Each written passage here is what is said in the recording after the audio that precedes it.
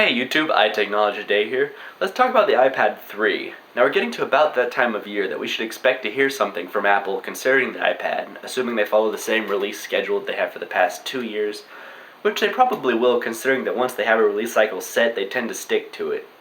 Now some of the biggest things expected to be included in the iPad 3 are things like a Retina display, which would greatly enhance the iPad considering it's such a media-centered device. Having such a high-res display would just boost your already awesome interactions with your media.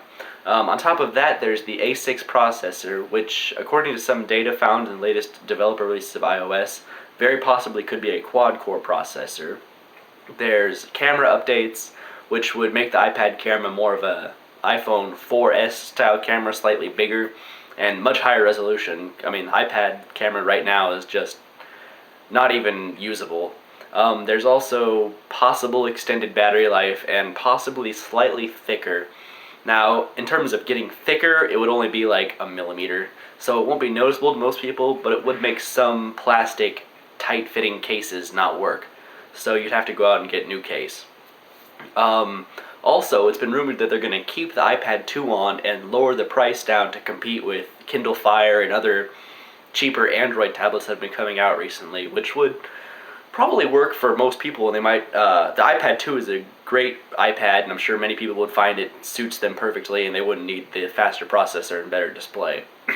It's also been rumored that this is going to be just a release to tide people over until the real big iPad release this fall, which I don't buy into at all, because these rumors came up the same time last year, and obviously they panned out not to be true.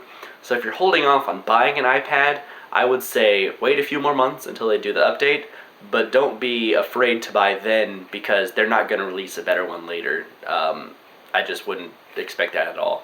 So you would be best off buying one here in March or April when the new iPad comes out.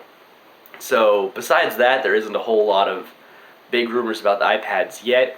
I'm sure once we get even closer to the keynote, once Apple sends out their invitations, probably sometime this month, rumors will just be flying everywhere, so I'll give some updates then closer to the keynote about exactly all the finest details that are expected on this iPad. So thanks for watching, guys, and I have a lot more videos coming out, so subscribe and I'll keep you posted.